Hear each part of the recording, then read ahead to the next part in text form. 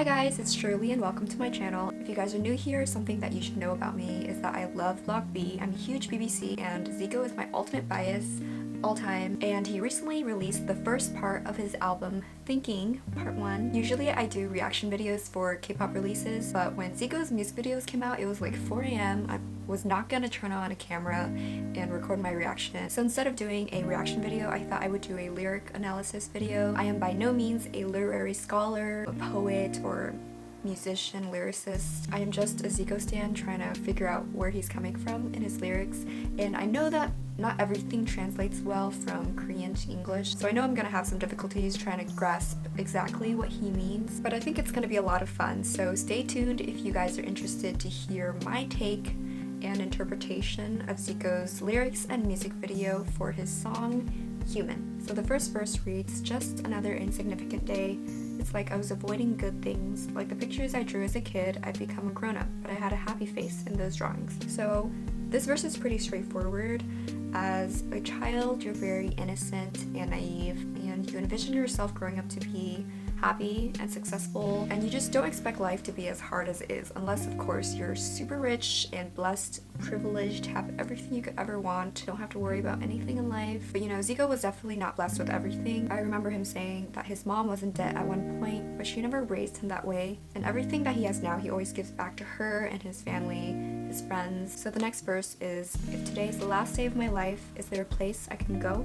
I pushed back saying I love you because it felt awkward, but right now I'm telling you." And I feel like when he's talking about his life, he's not talking about like the whole world, but his life as Zico, the artist, as a celebrity. Like if he were to quit being an artist, musician, producer, he would feel really lost despite that aspect of his life being very painful, restricting, and just difficult for anyone to deal with. I'm pretty sure everyone knows this, but there are some people who will disagree with me and don't believe me, but Zico is very hated for whatever reason. Stuff he said in the past, his lyrics, whatever. I've heard it, been there, done that. I'm not going to blindly defend someone when they're clearly in the wrong, but you know, I know when people are trying to literally pick out anything and everything just to attack him, because it makes them feel better because they have nothing else to worry about. It's hard being constantly accused of something that's been proven false already. Like the FBI have conducted their searches. If they wanted Zico's head, they would have taken his head, but he's not fucking involved. Shocking. And people don't want to believe it. Anyway, I don't want to get to that spiel. These days, I keep putting my head down. When's the last time I saw the sky?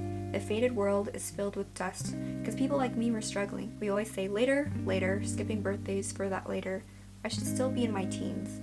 The more I mature, the more I'm scared of my imagination. Slides in the park looking like uphill roads. I feel like this whole verse just talks about how he's seen more bad days than good days recently. I think he's saying that he grew up too early. Like he should be enjoying his life, having fun, but a lot of it has to do with his career path. Like being an idol or celebrity is extremely exhausting and overwhelming. He feels like he's constantly being watched, and netizens and news channels, Dispatch, are just trying to pick at his private life. Anything and everything they will use to publicize for the world to see. I can imagine that there are days where he feels like this is too much, why am I putting up with this, I don't deserve this, but it's hard because idols choose this life. But you know, haters and society always make things worse, and especially companies that monetize off of celebrities' lives and gossip. So the first thing I thought of when I saw him go into the hospital, his childhood consisted mostly of him being in the hospital because he was born with heart problems, hernia, asthma. He was so frail and weak as a kid, and it's really inspiring that he chose to be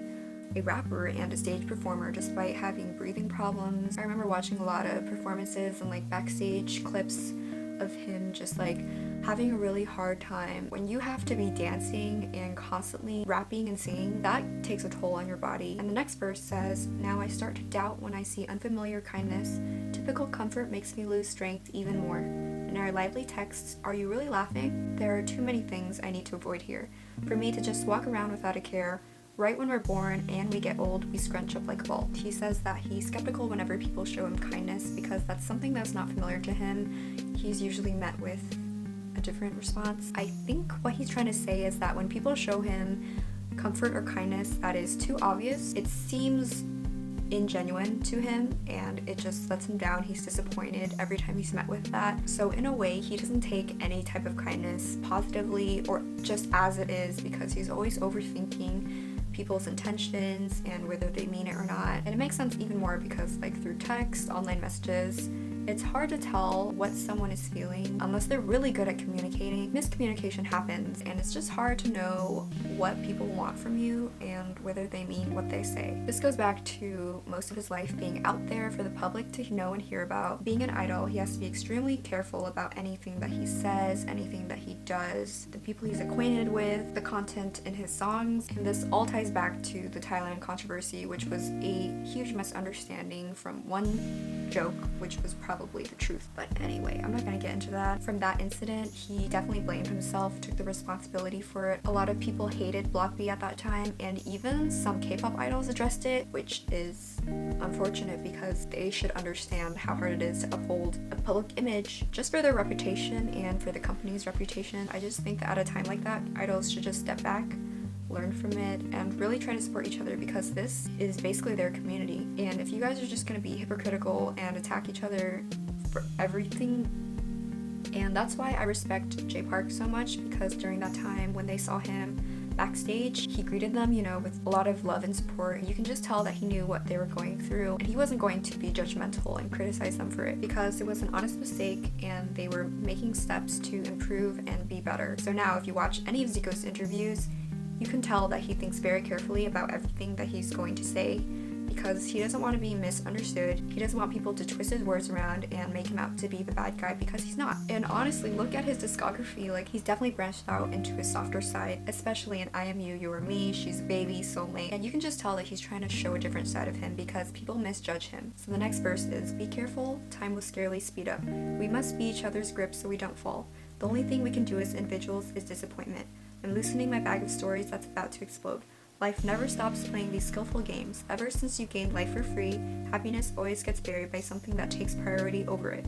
Like trying to find a 4-leaf clover in a field of flowers. He's very philosophical, saying things like disappointment by humans is inevitable. He describes life as everyone's on this pursuit of happiness, but while you're trying to achieve this happiness, there are other things for you to worry about, like your job, your family, your reputation, just money. So you never really find that happiness because it's hidden amongst all of these other things that are also considered important for good reason. But it's easy to forget that happiness was what you were searching for in the first place. So the next verse is, in case our bad intentions get revealed, you and I were also cautious. Don't worry, even if you feel like you're not good enough, some view that as being human.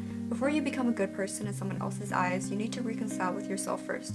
Everyone knows it's hard, but this is everyone's first time at life. So being human is having strengths and weaknesses. Humans are flawed. Humans can't achieve perfection and never will. You are not God. You are not a higher deity. I really like the quote where he says that in order to be a good person, you have to look deep within yourself and see the goodness in you. Because if you don't even think that you're a good person, if you don't believe it yourself, you won't be able to hone in on your self-worth, your morals and values, and you won't be able to show that to other people. I think what he's trying to say is that because this is everybody's first time at life, no one can tell you how to live your life because nobody knows how this life thing works. And then the last verse that had me bawling, he goes, we're the same, we're the same, we're the same people. Are you happy? Are you sad? Why is it so hard to be loved? We're the same, we're the same, we're the same people. Are you happy? Are you sad? We need love. So I want to talk about the ambulance scene for a moment. So I guess some accident happened where someone got hurt and there are just people surrounding the ambulance and then they have their phones out recording the whole thing. This ties back to the ending scene where there's an accident of some sort with a fire, the ambulance and police cars, and it's blown up on a huge screen, almost like a drive-in theater. Someone is just broadcasting this unfortunate incident and people are just stopping by in the middle of the road. They're taking their phones out and they're recording it. It's almost like a show. How I look at this is exactly how his life is. It's broadcasted for the whole world to see. And especially when like a celebrity is involved in like an accident or a scandal or controversy, people will hop on that shit, join the hate bandwagon instead of minding their own business. People are so quick to judge and attack, especially for Zico's case. Overall, I think Zico is trying to show this reality of celebrities. They're treated as less than human. Like, we see it all the time. People will put celebrities on a pedestal, and then when something bad happens, everyone wants to see their downfall. Just because they're known for what they do, they make big money and they're successful in their careers, people forget that they have problems, feelings, lives, everything that a human being entails. And his message is that every human is the exact same. Nothing makes him and other celebrities more superior or better